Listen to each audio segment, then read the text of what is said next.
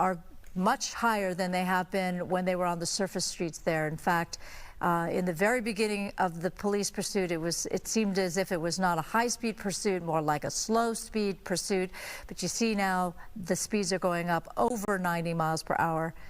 And the law enforcement, the black and whites, not far behind. But again, these days, cars, depending on how much gas you have in that car could go for a while if it doesn't want to stop. All right.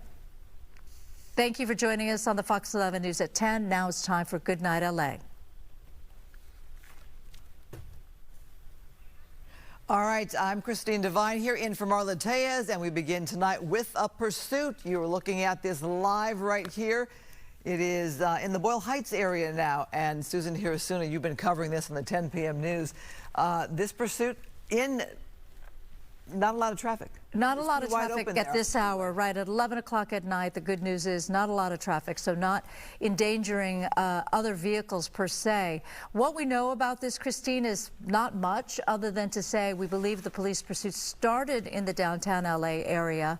It is believed there are 2 people in this vehicle, and one of them could be a shooting suspect, and thus this pursuit started. We had watched this vehicle driving in the East LA area, kind of going around around the block and around the block again, so staying in the general vicinity. And it was only right at the end of the Fox 11 News at 10 that we noticed the vehicle going onto the on-ramp. Now it looks as if it's getting off the 10, or it's at that transition between the 10 and the 101. We've kind of lost it there. Let's go to our police expert, Tim Lynn, who's following this for us. So obviously, Tim, you have greater concern if we're talking about a possible shooting suspect here. Right. Yeah, that increases the danger for the officers who are following, because if this person is wanted for a shooting, he's already shown the ability and the means of using deadly force to be able to get away. LAPD has really been working this real well. They were up in the City Terrace, Boyle Heights area for quite a while, as you mentioned, going around the Marengo and area just south of the 10 freeway, and you saw him get on the freeway here, go to the west a little bit. Now he's reversed course back to the east, probably going back to that familiar territory that we talked about. But they have suspended this pursuit at one point because the speeds were so fast that the watch commander decided to back off and go into surveillance mode, as they call it, let the helicopter follow it.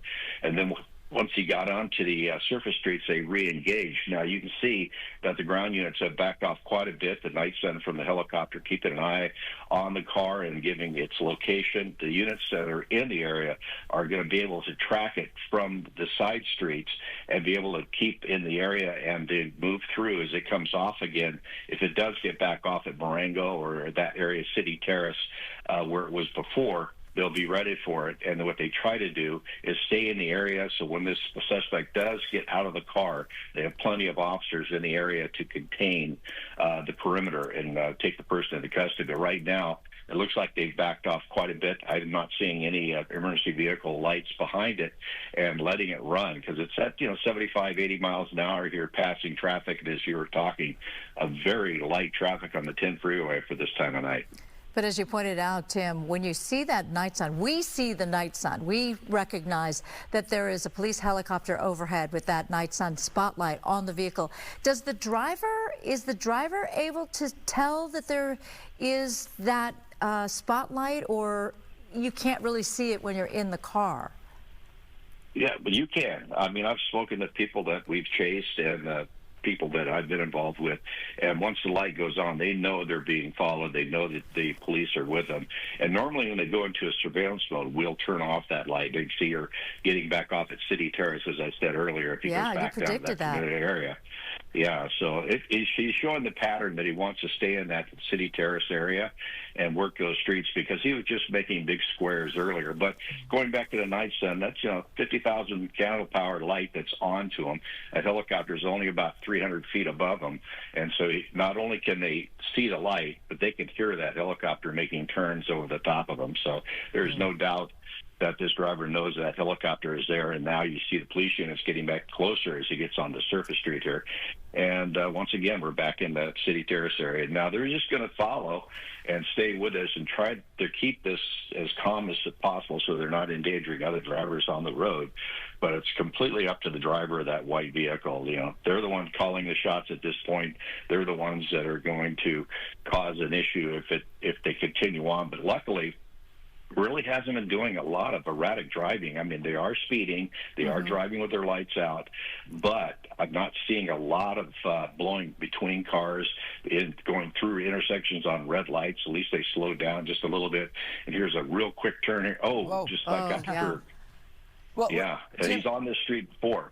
Yeah, as we're watching this one here, we're not talking necessarily about a stolen car that we know of, but we have heard that there might be a second person in the vehicle. That also is a game changer with the way they cover this pursuit, right? Right, yeah, because everybody now is a suspect in that vehicle because they don't know which one is possibly the shooter. Normally, it's the driver they try to concentrate on, but on a situation like this, they'll do their best to keep an eye on both people coming out of this car, if there are two people. And mostly they're trying to get intel right now to find out what seat the shooter is in, if this is a shooting suspect, as they earlier reported. But right now, you see heading up Gage, and we've been in this area on Pomeroy, Gage, and Marengo, Herbert, and all this area before, just racing around. But he kind of got into that one curve a little quick, and I'm kind of getting it to the point now he's trying to get to a point where he can get out, but this ground units are pretty close behind him, so more than likely he'll stay on the gas and try to outrun the car on the ground. So once they see that little clear area, they hope to be able to get out of the car and get away before the ground units get to them, because we've seen that before. When they go to surveillance mode, the ground units are so far away that once they get out, they're hard to keep track of with the helicopter, and then sometimes they do get into an area where the helicopter can't keep an eye on them just because of the buildings, the trees, and the other obstacles that are on the ground. But right now, I can guarantee you the East LA Sheriffs, the LAPD Newton Division, along with the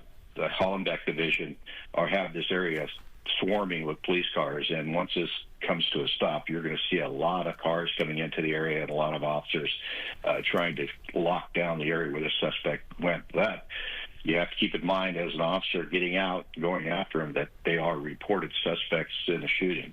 Yeah, absolutely. Now, as we watch the driver has definitely blown through a couple of stop signs. The good news is at this hour, there aren't a lot of people out, not a lot of traffic, so that hasn't been as dangerous as it could be. Went through a green light, so is fully aware of those kinds of situations. And now it seems to be a bit of a zigzag progress here and a pattern here. Tim, do drivers in this situation, and you said that you've had an opportunity to talk to drivers that had been pursued and then eventually arrested, are they thinking about where they're going, or are they just doing these random turns? Some of them are trying to get away to where they just run until they run out of options. Others will stay in an area they're familiar with, hoping to get enough distance between the officers and the ground to where they can get out, get over a couple fences, and find a friendly house to get into. That's one of the things you see when you see these circling the same block, using the same streets and things of that sort. They're working around trying to get to a point to where they can get out. In their mind, and the ones I've talked to, they're trying to get away, and their mission in life right now is to get away. And the ones that you see that get up on the freeway and just drive straight for a couple hours, they're just delaying. They just don't want to go to jail, and they know they're going to end up there, but they're trying to delay it as far as possible. But the activity of this one, from my prior experience in both the police cars, police helicopters, he looks like he's trying to get to a familiar, or stay in a familiar area, to where once he gets that little gap between him and the ground units, that driver and passenger are going to try to take off on foot and get us into the houses and the buildings as quickly as possible and get out of the sight of that helicopter. But, the guys in the helicopters, those tactical flight officers, are very good at what they do. They not only use that night sun, they also use infrared technology to follow them with a camera. And noting we are back in the Boyle Heights area, we talk about this being, and noting there are freeways in the area. Oh, we saw a police car right there. So this driver choosing not to stay on the freeways, not to get back on a freeway like you said, and just drive and drive and drive. Right, and like I said, he got on that westbound 10 freeway, got all the way down towards downtown, and decided to make the U-turn and come back east and get right back off and to the same area of Boyle Heights. And so right now we're just continuing on First Street here, and this is going to keep him right in this area. And we're probably going to see a couple more turns to take him back the opposite direction, back to the west, to get back into that area just below the 10 freeway and City Terrace area, because that looked like the area that he really was enjoying, the Floral, Hazard, Telegraph, or City Terrace area. So, it's just a matter of time. He also might be looking for that, that parking structure that we've seen so many times too. He might try to find one of those to get into and try to get away from that helicopter, because that's the only thing that's keeping an eye on him for some of this pursuit. But LAPD is right behind him, and they're not going to let go. If you're just joining us now, this is Good Night LA on Fox 11, and this is a police pursuit that started right before the end of the Fox 11 News at 10. We've been watching this white vehicle, this van or SUV. We are told there is a shooting suspect inside. The pursuit actually began in downtown LA, but we've watched as the driver has stayed in this basic vicinity of Boyle Heights, Southgate, East LA. Just east of downtown LA, there was some part of this pursuit where it looked as if perhaps the driver would go back towards downtown LA. They were on the freeway, but then they got off again. As we see this progression on First Street, on East First Street. Yeah, I'm watching this area. Just went over the Los Angeles River there on the bridge, as you see going along, and it's saying east on First Street, but this is kind of give you an idea. It might be heading west, but just kind of watching him here. You see that area right there to the left that goes underground. We've had several pursuits go down the tracks and go under the ground and get under the street, and then they abandon the vehicle in there. So right. I don't know if he had that in mind or whatever, but that has been a move that they've made. By the way, that's the Japanese American National Museum that the car just passed. Okay. So I think when it says East First Street, it's not the direction that the driver is going, but that part of First Street, which is actually the eastern part, East First Street. So downtown LA, now the driver is in downtown LA, just leaving Little Tokyo, heading towards, frankly, LAPD headquarters. And blowing through a red light there, you saw pedestrians walking in the crosswalk there. Tim, when you think about downtown, it's pretty much closed down at this hour. Businesses aren't really operating much at this hour, but you do have a homeless population that could be out there on the streets as well. That is right. You have just because the businesses are closed and people are gone, you still have a pretty good population downtown as you went through a red light right there. And also it becomes very difficult for that observer in the helicopter to keep an eye on it when he goes between these tall buildings. So right now I'm sure he's calling for those ground units to start tightening this up, get a little closer to him. So if once he makes that turn and gets behind a building, gets under trees, they can get some eyes on that driver or that passenger. But as we continue on, this is probably crossing out of the 110 freeway if I'm just going by what I see. Yes. And then turning now southbound, going to parallel the freeway. So that's near the LAUSD headquarters. So that car is passing by on Beaudry. You can get back on the freeway easily from this location. But you're right. I have seen situations where a vehicle was in the downtown LA area, and there are so many high rises and so much density that we lost the vehicle, and so did police. Yes, and there you see him stopping at basically a green light, now trying to figure out which way he wants to go, because you have a freeway street there, one that goes off to the right as he's taking right now, and this is going to take him over a little further west of the 110 freeway. See, now here we're having the issue with the buildings.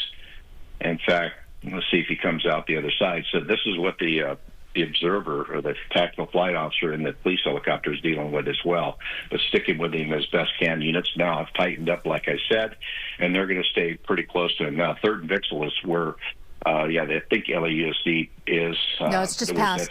Yeah, it's just past LAUSD headquarters. Yeah. Yeah, so now we're heading off to the west into the Westlake area. And so now you're going to start seeing more population on the street because of the large homeless population around the MacArthur Park area. So, but anywhere down here, people are out all hours of the night walking, and luckily driving slowly, going slowly through the green lights. Now, I don't know if I keep saying he, but the driver is thinking of where am I going to go, how am I going to get out of here, what's going through his head right now, but not wanting to get caught is his main goal in life right now. Yeah. And at this point, I'm surprised LAPD hasn't gone up and tried some type of pursuit intervention technique or a pit maneuver at this point. But right now, it might be because they have further information about the shooting suspect, that the person has a gun, has shot. Turning into, okay, it's just a narrow street. I thought perhaps it was a driveway, but a more narrow street where the driver had to be quite cautious about making that right-hand turn. And you're right, this is slowed quite down. The speed is slowed down to now 18, 20 miles per hour. And downtown, not only do you have the narrow streets, but more in downtown, you have some of those one-way streets as well. It is interesting to watch, Tim, how that driver gets cautious, deciding which direction to go. And for the most part, not driving overly dangerously, but you do wonder, could LAPD intervene with, as you said, a spike strip or a pit maneuver? But again, they might have much more information than we do. When we were initially told shooting suspect, okay, when did that happen? Is this somebody they were tracking over time? Did it happen, within hours or minutes? We don't know the details of this. And also a second person involved, we don't know if that is another suspect or a victim or an innocent person who's kind of caught up in this, not really wanting to be part of a pursuit, but really can't find their way out, even if it's a friend or a relative or family member. So far, one thing that we haven't seen, oftentimes you will see people in these pursued vehicles throw things out of the car, and I was sort of looking out for that. I don't think we've seen anything like that, especially if it's a shooting suspect. Oftentimes the suspect wants to get rid of whatever they used in the crime. It was also interesting, Christine and Tim, the car passed a Waymo. Did you see that? Yes, I did. And I noticed, if it is an unmanned Waymo, as they are supposed to be, now the car stopped. That's bizarre. Oh, it's a very tight turn, went onto the sidewalk and to make that turn. But yeah, the Waymo did pull over to the right, as it is supposed to do, with law enforcement behind, with lights and sirens. Okay, so this car is acting, or the driver is acting, kind of strange in that there's a slowdown. Perhaps, as you said, Tim, they're just kind of looking around like, where can I make a getaway? Where can I find a multi-tiered parking garage? Because that might be helpful. Yeah, and I think that little turn across the sidewalk was they realized they were going up a street that didn't have an outlet or was unfamiliar to them, to where they didn't want to get trapped. So they made that last-minute U-turn to the right to get around, and now getting back out, and it's a little more open territory here. But yeah, the driving has been very, very calm, and like I said, slowing down for the red lights and working their way through. None of that high-speed stuff that we've seen in the past. But here he's all of a sudden on the gas as hard as he can. Getting going up back towards the downtown area. So, yeah, it's erratic, very erratic. So now maybe they're thinking, okay, well, there's enough of this driving around areas we don't know about. Let's get back across the 10 freeway, get back into the City Terrace area where we know where we're going. So right now... Noting, Tim, blowing through some of those red lights now, and as you saw, they picked up speed just a bit. Again, I'm curious to know about the passenger, the person also in this vehicle. Are they a willing participant in all of this? And are we getting on a freeway now? Yeah, that's an on-ramp right there. That's near the Music Center. Yeah, the thing is, when you're an officer chasing the car, you have to take every one of those things in mind. What do we have here? What is this? Which one is the suspect? Is a shooter? Which one is a possible victim? Are they both shooters? All that stuff runs through your mind when you're in these pursuits, because you have to be able to react to what that person in that vehicle does when it comes to an end. And I'm telling you, jumping out and taking off dead run after doing all of this into the darkness, chasing somebody who might have a gun, it is not for the faint of heart. I can tell you, having been there, done that, is stuff that you think about. You try to game plan in your head while you're chasing them. But this person right here is just going to get him back. I guarantee he's going to get back out here and get off the City Terrace or Marengo or one of those areas, because that's what he's been doing. But the officers behind him are doing their best just to keep their emotions in check, keep their breathing in check, picking up a little speed here, trying to get away, make that separation from the ground units. And so the officers behind are doing their best to stay with it, but also staying safe, keeping themselves under control, because you don't want to get what we talk about in police work. When you're chasing somebody, you get that missile lock in the bumper of the car you're chasing, and everything else goes out of vision. So you don't want that to happen, because you're responsible for safety of everybody on the road. And if you run into somebody, they're going to scrutinize everything you did during that pursuit. So you have to be careful while you're chasing them, but on the same time stay up with them as best you can. But luckily, with the helicopter overhead, you don't have to push as hard. But when this thing comes to an end, that's where everything really gets hectic, and you have to make that snap decision on what to do at the end, and it all dictates on what the suspect does. So the officers have to really maintain their composure during the pursuit, so that adrenaline level isn't so high when they come to an end that their rational thinking sometimes goes away. Go ahead. Well, Tim, I was going to ask, we've been watching this vehicle now for about a half an hour. That means the patrol cars, the black and whites behind, have also been driving like this for about a half an hour. At what point do the officers start to tag out or, replace in order to keep them sharp and in order to, as you said, avoid that vision where you can't quite see clearly?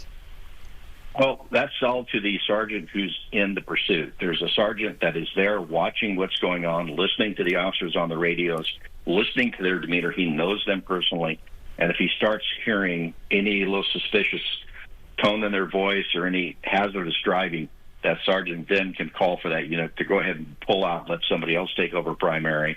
Or one of your partner officers who are with you will see something of that sort and basically said, hey, Unit 3, I'll take over for you. Why don't you back off, let me come around and get in there. There's no formal, hey, when we're in this area, these cars chase. When we're in that area, these cars chase, that type of thing. I mean, you'll have a Holland deck unit chase somebody all the way down to the harbor if it comes down to that. But unlike with the CHP, they have that method where they just hand them off from office to office. But that's more of a controlled, high-speed, long-distance type thing where you don't want units too far out. But, the sergeants out there keep a real close watch on it, and I guarantee you the watchman. Whoa. Okay, what happened there? Oh, my gosh. That is crazy. And then could not make that tight turn. Do they get out of the vehicle and run? Yeah, doors opening there. Driver's trying to get out. That's a little alarm. That'll be jarring for you, right, Tim? You go through this as the driver in a pursuit here. You've got somebody with you there, going over to the passenger seat there, wondering if this. Oh, up the hill. Up the hill. There you go. Yep. Someone's going up the hill. So that would suggest that the suspect is the one running away. The driver doesn't appear to be trying to move away. But meantime, law enforcement is not far behind. Yeah, he put up some pretty good speed there and got that distance. And with that drive off that ramp, just basically there was no way to make that turn and just went straight. Unless they were buckled in, it was probably rattled pretty good. Now, the one suspect did run up to the upper left-hand corner, and now the driver or suspect still down by the car. So we might be in a situation where we want to know part of this, but they're getting in the passenger side. An innocent person there on that scooter, perhaps going to check out the accident. Police, I think, are right there saying, perhaps, get away, stay away. I'm wondering, is that just a business up there on that hill, or are there homes as well, as in people need to make sure they lock their doors and stay safe? Yeah, I would. If you're anywhere in this area, I would start locking down if you have anything open. Is that the guy walking away to the right there? Is that the driver of the car? Anyway, just casually walking away. I don't think so. Well, no, not with the area. He's going to stay with him. And I'm checking radar now just to see if there is a second law enforcement shift there, keeping an eye on the driver or the person that went up the hill. I'm just trying to see if there is another law enforcement shift there. But it looks like there's a whole bunch of media and one LAPD unit, it looks like, is involved in this. So there could be a good saying that he's keeping an eye on him with the light, but the infrared camera is keeping an eye on the guy that went up the hill.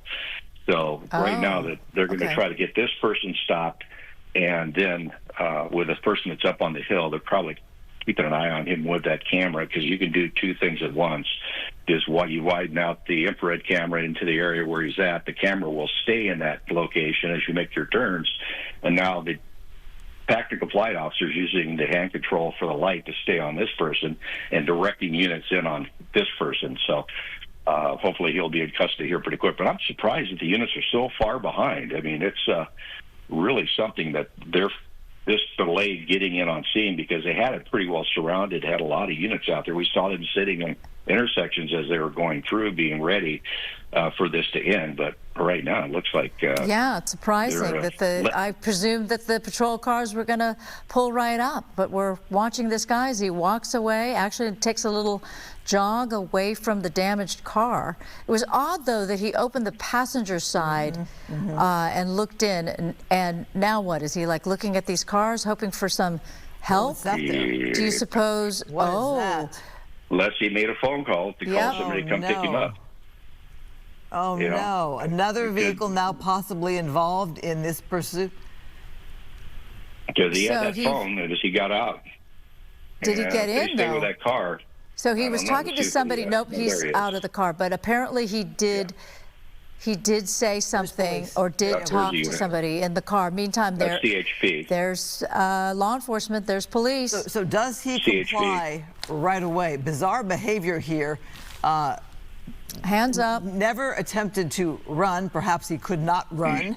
Perhaps he'd been rattled in the way that pursuit came to an end, almost like a crash in a way. But that suspect now in custody, and you don't know if that other driver, that other white car that pulled up, was just talking to somebody in the middle of the road or knew what was going on. Who knows on that? You have no idea, but I was worried about a carjacking going on there, or what we've seen in the past is they make phone calls and friends come in and pick them up.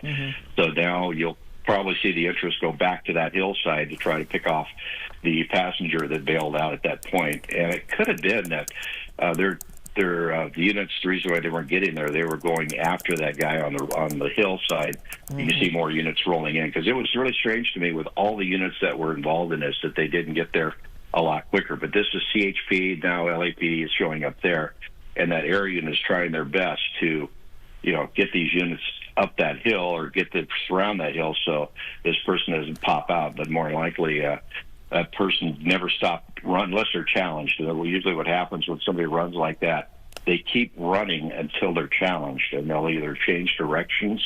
What I mean by challenged, as they're coming up, they see a police car, they hear a policeman, they see something, and they'll make a turn and then start working another direction until they're challenged again. And then after a while, what we call go to ground. So right now, the CHP rolling in on this, they sometimes come in because the dispatch frequencies are so different, it has to be relayed all through the system to get to them. So sometimes they're a little bit behind the curve on a situation like this. But LAPD should be all over this, because they were in this area quite a bit. They knew where this person was kind of hanging out, and went for so long and stayed in the general same area. To me, it's going to be a surprise there's just not wall-to-wall police cars up here. But well, Tim, let's show the viewers what happened as we were watching that white vehicle. So this happened a little, not that long ago, and you see how the car tried to get off the freeway and take the turn, did not take it well, and then wound up on the sidewalk in this vicinity here, Ramona. The Ramona exit in the southwest San Gabriel Valley. And we watched as the driver came out. You could see the phone, but at the same time, you'll see somebody come out of the passenger side and then run up the hill. We were a little distracted initially. There you see the guy running away, running up the hill. But meantime, the driver stayed around and then actually peeked into the passenger's door on the left side of the vehicle. But once again, wild ending. Yeah, a wild ending there. Went over the passenger's door on the left side of the vehicle. But once again, wild ending. Yeah, a wild ending there. Went over the wall and through the landscaping or whatever. So. Well, you noticed that the passenger much more able to make a run for it We don't know the nature of how these two were in this vehicle. Is this a friend who's driving a suspect in this shooting? Is it a relative who kind of caught up with someone, met up with someone, is helping them escape in some way? We don't know the details of this and why that person ran up the hill there, but they seem to be a little bit younger and perhaps a little bit more fit and perhaps more willing to really do anything to get away. Or perhaps that person is the suspect and feels like being a shooting suspect might put them in greater danger from being arrested. I mean, this guy's going to be arrested. The driver's going to be arrested. But he didn't even attempt to run. Yeah. Well, he might physically have been, you're right. can run yeah, or not. You're right. Maybe he was injured. I mean, that was a pretty dramatic crash. All right, we are watching the end here of a pursuit with the suspect still out there. We believe, no word from law enforcement yet, that this second suspect who was in this car as the passenger has been caught. The search is on right now. If you live in the area, keep your doors locked and stay safe because we don't know who we're dealing with. Initial word was a shooting suspect. One of two suspects now in custody. We will be keeping an eye to find what happens and whether or not they catch up with the other suspect. Thank you for joining us. That's our newscast here on Good Night LA. Pretty much everything was a pursuit here, hoping law enforcement can bring this to the end that we hope to see the person in custody. Thanks for watching.